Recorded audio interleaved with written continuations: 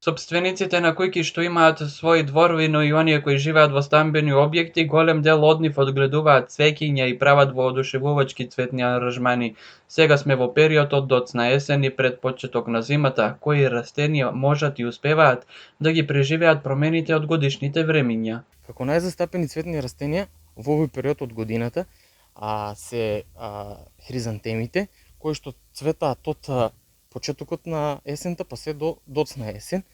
така што ги садиме на постојани места, претходно подготвени цветни леи, каде што можат да останат во текот на зимата, а зимските мразиви не и представуваат потенцијална опасност, така да во текот на зимниот период надземните делови се сосушуваат, ги кроиме, а подземните делови остануваат се до наредната пролет, кога што си потеруваат нови изданци и така ги спремаме, ги оформуваме се до наредната есен и представува вистинска цветна есенска кралица, која што изобилува со најразлични цветни бои, изобилува од нив правиме најразлични цветни бордури формирани во цветни леи, така што допринесуваме за поубав цветно-декоративен изглед. Покрај есенската кралица хризантемата, доста барани цвеќиња се и љубичиците, тоест виолата, а нејзиниот цвет може да се најде во повеќе бои. Покрај хризантемата како есенска кралица во овој период исто така застапени се и виолата или популарно наречена љубичица или темјанушка, која што исто така во овој период ја садиме од почетокот на есента. Тие се 2 годишни цветиња, ја садиме од почетокот на есента, па цвета негде до средината на летото, зависност од временските услови, но до средината на јули месец, кои што ги садиме во текот на есента, се во текот на зимата не страдаат од ниските температури, подземниот дел во текот на зимата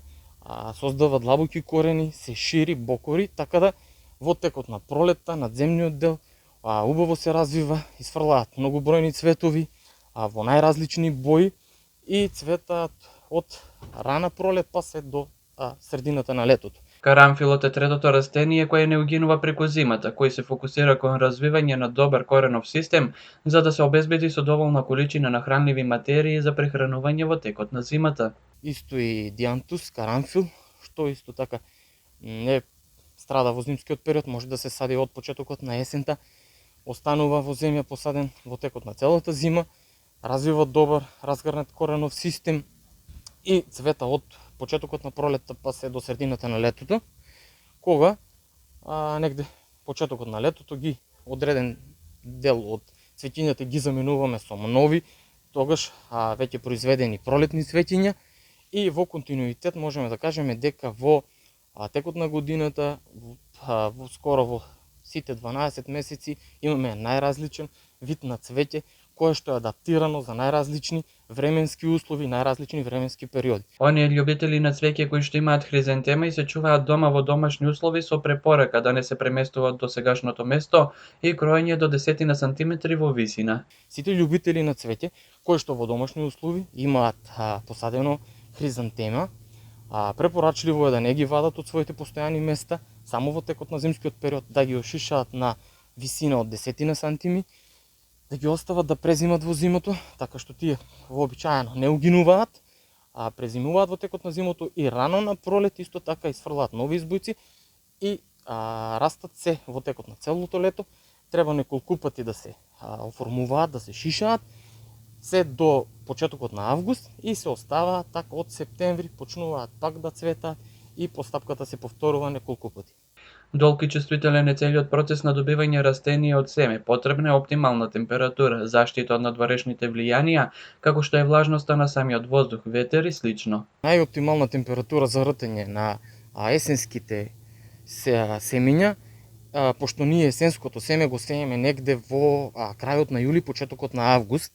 меѓутоа најоптимална температура како за есенските, исто така и за пролетните семиња е негде од 17-18 до 22-3 степени во тој диапазон, е така да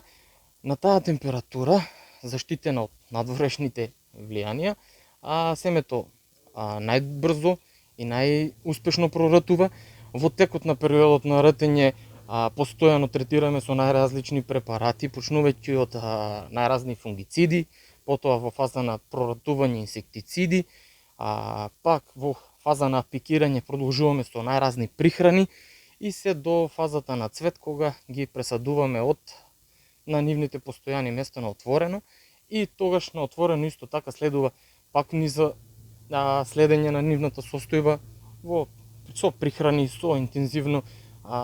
прскање од најразни инсектициди и така. Така да,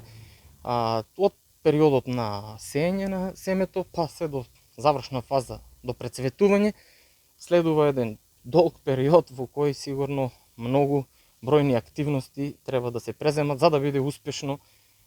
и цвеќето и цветниот расад да бидат добри во здрава и витална состојба.